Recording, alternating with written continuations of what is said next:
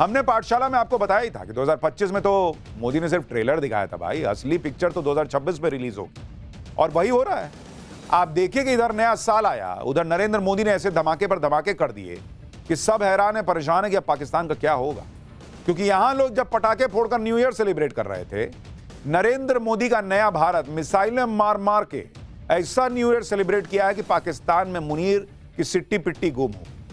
नरेंद्र मोदी के new year धमाकों से घबराए पाकिस्तान का क्या हाल है, आप खुद देखिए कि नया साल आया तो मुनीर ने भारत को फिर नई धमकी दी है। पहलगाम के मास्टरमाइंड आतंकी कसूरी ने भी भारत के खिलाफ नया जहर उगला है। बलूचिस्तान हाथ से निकलता देख मुनीर ने भारत को धमकी दी है, वहीं कसूरी कश्मीर का राग गा रहा है। यानी पाकिस्तान की दुम सीधी नहीं हुई है। पाकिस्तान खुद भारत को ऑपरेशन सिंदूर पार्ट 2 का न्योता 2026 में देगा और पीएम मोदी अपनी फुल प्रूफ तैयारी किए बैठे। आप खुद देखिए पिछले 10 दिनों में क्या क्या नहीं हुआ है भाई। बीते 10 दिन में भारत एक से बढ़कर एक घातक हथियारों की टेस्टिंग कर चुका है। ब्रह्मोस की तरह घातक प्रलय मिसाइल का टेस्ट हो चुका है। सोचिए जिसका नाम ही प्रलय है, वो पाकिस्तान में फटेगा तो प्रलय ही ना लाएगा। समंदर के अंदर से परमाणु हमला करने वाली बैलिस्टिक मिसाइल दागी जा चुकी। नेक्स्ट जनरेशन आकाश मिसाइल का टेस्ट हो चुका। नए साल पर भारत की सेना में रैमजेट इंजन वाले तोप के गोले आ गए। इजराइल से 1000 गाइडेड बॉम्ब खरीदे जा रहे हैं। भारत की तैयारी बॉस अलग लेवल पे चल रही है और मुनीर की हरकतें उसी लोअर लेवल पर है, वो सुधर नहीं रहा। और यही सब देखकर दुनिया जो है वो भविष्यवाणी कर रही है। कई लोग भविष्यवाणी कर रहे हैं कि 2026 में भारत और पाकिस्तान का युद्ध होगा ही होगा। और मुनीर के लिए कहां से बुरी खबर आई है कि इस साल भारत के साथ अफगानिस्तान भी पाकिस्तान को मिलकर फोड़ेगा, यह भी आज आपको बताने जा रहा हूं। भारत और अफगानिस्तान मुनीर को फोड़ेंगे। उधर कैसे बांग्लादेश में पीएम मोदी ने मुनीर का गेम बिगाड़ दिया है। पीएम मोदी ने कैसे बांग्लादेश में विदेश मंत्री एस जयशंकर को भेजकर अपनी चिट्ठी के जरिए मुनीर का खेल बिगाड़ा है, आज वो भी दिखाऊंगा। लेकिन पहले देखिए कि मुनीर भारत को धमका क्या रहा है और पीएम मोदी ने पाकिस्तान को फोड़ने के लिए क्या नेक्स्ट लेवल की तैयारी कर ली। यह युद्ध कब होगा, कैसे होगा, क्या अगले ही कुछ महीनों में या दिनों में हो सकता है, क्या खबर आ गई है, इस रिपोर्ट में देखिए।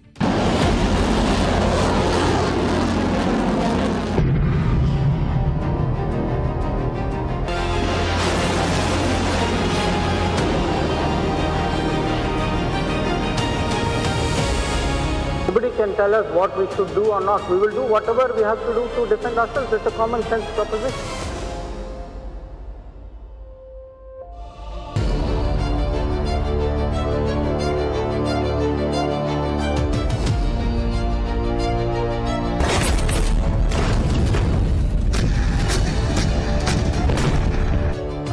भारत की तोपें नॉन स्टॉप गोले बरसा रही हैं। समंदर का सीना फाड़कर मिसाइल निकल रही है। नए नए रॉकेट से पाकिस्तान को फोड़ने की तैयारी हो रही है। Next generation air defence system का टेस्ट चल रहा है। मतलब हर दिन भारत अपने नए नए हथियारों की धार चेक कर रहा है। ऐसा कोई दिन नहीं जा रहा जब नए हथियार की टेस्टिंग की खबर ना आए। इस टेस्टिंग को देखकर ही पाकिस्तान के पसीने छूट रहे हैं। पीएम मोदी ऐसी ताबड़तोड़ तैयारी कर रहे हैं कि पाकिस्तान को समझ नहीं आ रहा होगा कि पहले मिसाइल को देखें या रॉकेट को देखें या तोप के गोलों को अपडेट रखें। पाकिस्तान ये अच्छी तरह जानता है कि पीएम मोदी इन हथियारों से नए साल की आतिशबाजी तो करेंगे नहीं। ये हथियार पाकिस्तान के लिए ही और ये मेगा तैयारी इसलिए चल रही है क्योंकि पाकिस्तान अपनी हरकतों से बाज नहीं आने वाला। तो किसी भी दिन इन हथियारों की टेस्टिंग पाकिस्तान पर ही हो जाएगी।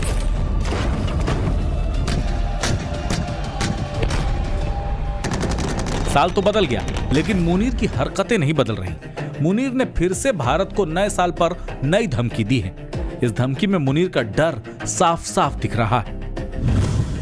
आसिम मुनीर ने कहा कि पाकिस्तान की अखंडता का उल्लंघन होने पर निर्णायक प्रतिक्रिया दी जाएगी। सेना के बयान के मुताबिक आसिम मुनीर ने रावलपिंडी में स्थित जनरल हेडक्वार्टर्स में बलूचिस्तान पर आयोजित एक कार्यक्रम के दौरान भारत को ये चेतावनी दी।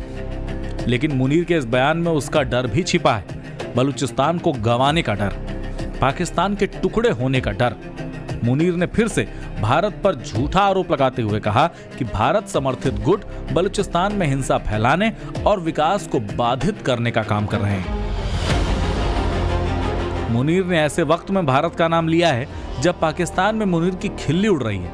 उसे डरपोक जनरल कहा जा रहा है, जो नींद में भी बुलेट प्रूफ जैकेट पहनकर घूमता है और आर्मी दफ्तर में भी बुलेट प्रूफ शीशों के पीछे रहता है। मुनीर के साथ साथ उसके पाले आतंकी भी भारत का नाम लेकर जहर उगल रहे हैं। पहलगाम हमले का मास्टरमाइंड और लश्कर का डिप्टी चीफ सैफुल्ला तो इतना बौखला गया है कि वो कश्मीर से लेकर हैदराबाद और जूनागढ़ तक पर अपना दावा ठोक रहा है।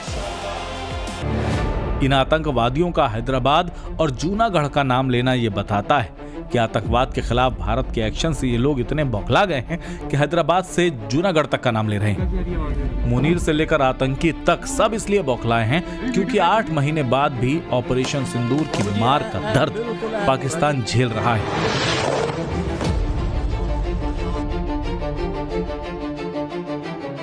जो नई सैटेलाइट इमेज आई है वो बता रही है कि भारत के हमले में तबाह हुए पाकिस्तान के एयरबेस अभी तक ठीक नहीं हो पाए।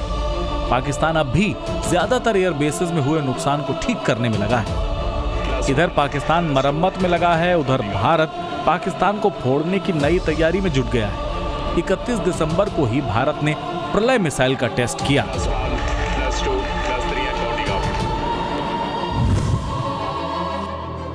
ब्रह्मोस की तरह ही घातक माने जाने वाली ये स्वदेशी क्वासाई बैलिस्टिक प्रलय मिसाइल है। इस परीक्षण में डीआरडीओ ने एक ही मोबाइल लॉन्चर से 2 मिसाइलों को बैक टू बैक फायर किया। जब एक साथ बैक टू बैक 2 मिसाइलें हमला करती हैं तो ये और ज्यादा घातक हो जाती हैं। प्रलय मिसाइल भारत की आत्मनिर्भरता का एक बेहतरीन नमूना है। ये पूरी तरह से स्वदेशी तकनीक पर आधारित है। प्रलय मिसाइल उड़ान के दौरान अपना रास्ता बदल सकती है, आखिरी समय में भी चकमा देकर दुश्मन को बर्बाद कर सकती है। इसे इंटरसेप्ट करना या हवा में मार गिराना बेहद मुश्किल होता है।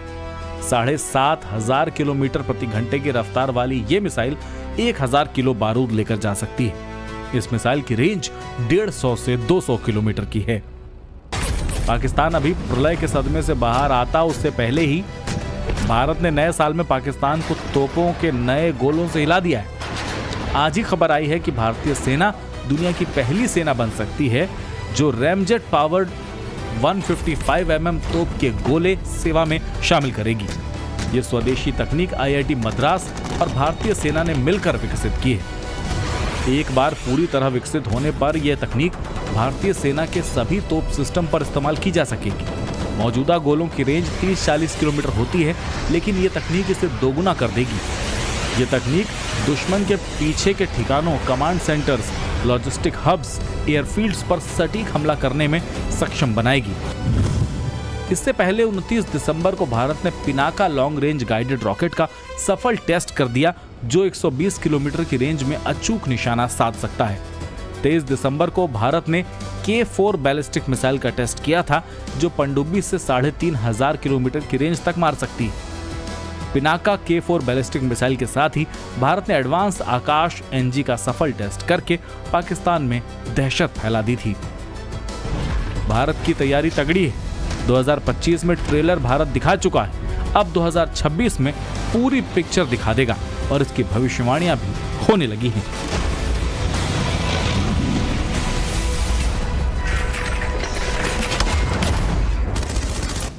देखिए, अमेरिका के एक थिंक टैंक ने ऐसी भविष्यवाणी कर दी है जिसने पाकिस्तान के पसीने छुटा दिए। अमेरिकी थिंक टैंक ने साफ कहा है कि इस साल पाकिस्तान को भारत फोड़ेगा, अफगानिस्तान भी फोड़ेगा, यानी पाकिस्तान 2 तरफ से पिटेगा। अमेरिकी think tank council on foreign relations ने अपनी रिपोर्ट में भारत और पाकिस्तान के बीच युद्ध की आशंका जता दी है। अमेरिकी थिंक टैंक के मुताबिक भले ही वर्तमान में संघर्ष का विराम है, लेकिन युद्ध की चिंगारी अभी भी सुलगी हुई है। अमेरिकी थिंक टैंक को लगता है कि अगले युद्ध की वजह नया आतंकी हमला होगा, यानी पाकिस्तान फिर कोई आतंकी हमला करेगा और भारत इस बार पाकिस्तान को तगड़ा फोड़ेगा। रिपोर्ट में कश्मीर का जिक्र किया गया है, साथ ही यह भी कहा गया है कि भाई कश्मीर की वजह से युद्ध भड़कने का जिक्र है इसमें, यानी पाकिस्तान पिछले साल की तरह फिर से कश्मीर में कोई आतंकी हमला करवा सकता है। और जिस तरह के पहलगाम हमले का मास्टरमाइंड और लश्कर का आतंकी कसूरी कश्मीर का नाम ले रहा है, भाई उससे क्लियर दिख रहा है कि पाकिस्तान फिर मार खाने की तैयारी खुद कर रहा है। पाकिस्तान के लिए बुरी खबर यह भी है कि इधर से भारत फोड़ेगा, उधर से अफगानिस्तान भी नहीं छोड़ेगा। रिपोर्ट में पाकिस्तान और अफगानिस्तान के बीच भी फिर से सशस्त्र संघर्ष की आशंका जताई गई है। पाकिस्तान और अफगानिस्तान के बीच संघर्ष की वजह क्षेत्रीय उग्रवाद को बताया गया है। यानी बड़े बड़े थिंक टैंक कह रहे हैं कि पाकिस्तान फिर मार खाएगा, यह ना सुधरने वाला। और सिर्फ अमेरिकी थिंक टैंक ही नहीं, बल्कि भारत पाकिस्तान के युद्ध को लेकर बाकी लोग भी भविष्यवाणियां कर रहे हैं। कल ही पाठशाला में एस्ट्रो शर्मिष्ठा ने भारत पाकिस्तान के युद्ध को लेकर बड़ी भविष्यवाणी की थी। उन्होंने कहा था कि यह युद्ध 2026 में होकर रहेगा। सुनिए एक बार छोटा सा हिस्सा, फिर आपको बताता हूं कि बांग्लादेश में क्या हो रहा है। पीओके 2026 में आ पाएगा या नहीं आ पाएगा, और क्या ऑपरेशन सिंदूर पार्ट 2 2026 में होगा या नहीं होगा? अब मैं इसको ऑपरेशंस नहीं बोलूंगी। अब कोई सर्जिकल स्ट्राइक ऑपरेशंस ये सब नहीं होने वाला। अब जो होगा, अब वार होगा पाकिस्तान के साथ। हाँ, वार और ये 2026 में होगा मोस्टली। जो चैत्र नवरात्रि के आसपास, जो मार्च अप्रैल में, वहां पे होने की बहुत संभावना है, बहुत मैक्सिमम। मैंने तो 2024 में जब पहलगाम अटैक वगैरह नहीं हुआ था, तभी कहा था कि पीओके 2025 में, 2027 में यहाँ आ सकती है, और वे बिल्कुल आ सकती है। थोड़ा सा टाइम लूंगी। एक इंटरेस्टिंग चीज सबको समझ में आएगा, कि आपके बच्चों को भी यहाँ समझ में आएगा, कि जब 1970 वार में पाकिस्तान का एक भूमिखंड टूट के, अब जो हम जिसको बांग्लादेश बोलते हैं, तब एक्चुअली शनि जो है वो मेष राशि में गया था, और साइड बाय साइड उनका शनि में केतु का अंतर्दशा चल रहा था। वही स्थिति बन रहा है अभी, सेम सिनेरियो जो 71 में हुआ। 71 में 2027 में शनि जो है मेष राशि में जाने वाले हैं, और अगले साल से शुरू हो रही है उनकी 1 साल के लिए, जो 2027 के मिडिल तक चलेगा, उनका केतु का साफ पीरियड।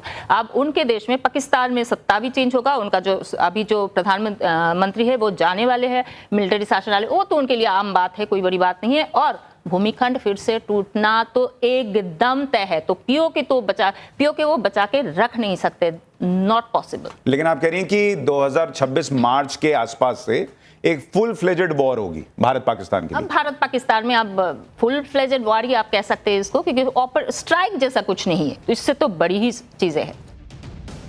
पाकिस्तान से युद्ध की इन भविष्यवाणियों के बीच भारत के विदेश मंत्री एस जयशंकर ने भी बड़े संकेत दे दिए। एस जयशंकर ने पाकिस्तान पर खुला ऐलान कर दिया है, साफ कह दिया है कि अगर पाकिस्तान आतंकवाद को जारी रखता है तो फिर भारत को भी जवाब देने का पूरा अधिकार है। सुनिए कैसे पाकिस्तान को भारत खुली चुनौती दे रहा है कि करोगे अगर तुम गलत काम तो फिर पिटाओगे।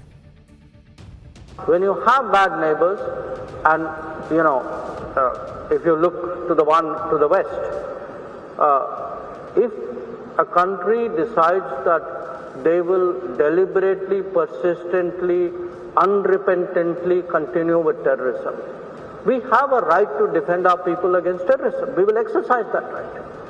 How we exercise that right is up to us. Nobody can tell us what we should do or not. We will do whatever we have to do to defend ourselves. It's a common sense proposition. इधर भारत ने पाकिस्तान को tight कर दिया है, उधर तालिबान ने भी पाकिस्तान को कायदे से समझा दिया है कि ज्यादा उछलोगे तो अच्छा नहीं होगा। नए साल पर तालिबान के प्रवक्ता जबीउल्लाह मुजाहिद ने कहा कि पाकिस्तान तालिबान पर कंट्रोल करने की हिमाकत ना करे। तालिबान ने साफ कहा है कि वो अपने फैसले खुद लेता है, इस्लामाबाद इसमें टांग ना अड़ाए। तालिबान के प्रवक्ता ने कहा कि जब वो सत्ता में वापस आए तो पाकिस्तान ये चाह रहा था कि तालिबान उसके मुताबिक चले।